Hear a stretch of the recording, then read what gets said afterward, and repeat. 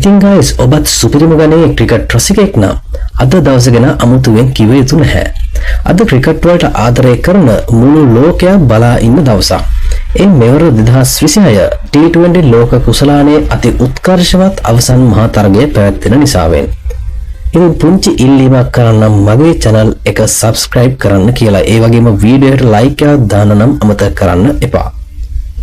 මෙවර අවසන් මහා තරගය ඉන්දියාව සහ නවසීලන්තය අතර ශ්‍රී ලංකා වේලාවෙන් අද පස්වරු 7ට ආරම්භ වීමට සියලු කටයුතු සූදානම්. ඉතින් ඊයේ මාධ්‍ය හමුවේදී නවසීලන්ත නායක මිචෙල් සැඩ්න මෙන්න මෙහෙම කතාවක් පවසලා තියෙනවා. එක්වරක් කුසලානේ ජය ගන්නට හදවත් කිහිපයක බලාපොරොත්තු බිඳ දැමීම මට ප්‍රශ්නයක් නෙමෙයි. ඉතින් එලෙස තමයි ඔහු ප්‍රකාශ කරලා තියෙන්නේ මාධ්‍ය හමුවේදී. නවසීලන්තය තවමත් එක වරක්වත් 2020 ලෝක කුසලානය ජයග්‍රහණය කරලා නැහැ. 2021 දී ඔවුන් ආසන්නයටම ඇවිත් අවසන් තරගයේදී ඕස්ට්‍රේලියා කණ්ඩායමට පෙරදිලා අනුශූරයෙන් බවට පත් වෙනවා. ඉතින් ඊයේ පැවති මාධ්‍ය හමුවේදී නවසීලන්ත නායක මිචෙල් සැඩ්න මාධ්‍ය හමුවේ කළ ප්‍රකාශයට පිළිතුරු වශයෙන් ඉන්දියානු නායක සූර්යකුමාර් යාදව් මෙන්න මෙහෙම ප්‍රකාශයක් සිදු කරලා තියෙනවා. හැමෝම ඇවිත් එකම වාක්‍යම කියනවා ඔවුන්ට කියන්න වෙන අලුත් දෙයක් කියන්න කියලා. ඉතින් ඔන්න ඔය විදියට තමයි සූර්යකුමාර් යාදව් ඔහුගේ ප්‍රකාශය ඊට පිළිතුරු වශයෙන් ලබා දුන්නේ. ඉතින් මේ කතාව පටන් ගන්නේ 2023න්. එදා ඕස්ට්‍රේලියානු නායක පැට් කමින්ස් ඉන්දිය ප්‍රේක්ෂකාගාරය නිහඬ කරනවා කියලා කලින් මේ වගේම කියලා ඔහු ඇතුළු ඕස්ට්‍රේලියානු කණ්ඩායම එදා ඒ දේ කරලා පෙන්නුවා. එතෙන් සිට බොහෝ දෙනා ඉන්දියාව සමග ඉන්දියාවේදී පැවැත්වෙන තරගවලට මෙවැනි ප්‍රකාශ හෝ ඊට ළඟින් යන ප්‍රකාශ පළ කරනවා. ළඟම උදාහරණයක් ගත්තොත් මෙවර ලෝක කුසලානයේ අවසන් පූර්ව තරගය. ඒ තරගයට එංගලන්තයේ සෑම් කරන් ආවෙත් මෙවැනිම කතාවක් මාධ්‍ය හමුවේ ප්‍රකාශ කළා.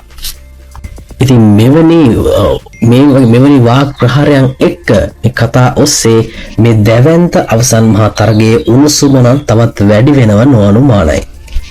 ඒ වගේම නවසීලන්ත නායකයා මෙන්න මේ විදිහේ ප්‍රකාශයකුත් මාධ්‍යට ප්‍රකාශ කරලා තිබුණා.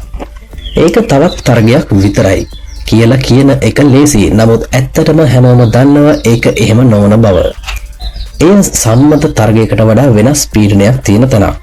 ඒ නිසා ඒකට මුහුණ දෙන ආකාරයත් සූදානමත් ඒ අනුවම විය යුතුයි. විශේෂයෙන් T20 ක්‍රිකට් වගේ ක්‍රීඩාවකදී අවස්ථා ලැබෙන්නේ ඉතා සීමිතයි. ඒ අවස්ථා කිහිපය හරි ලෙස භාවිතා කරන එක තමයි වැදගත්. ඉතින් guys ඉන්දියාව 2020 ලෝක කුසලාන අවසන් තරගයකට සුදුසුකම් ලබන්නේ මේ සිව්වෙනි වතාවට.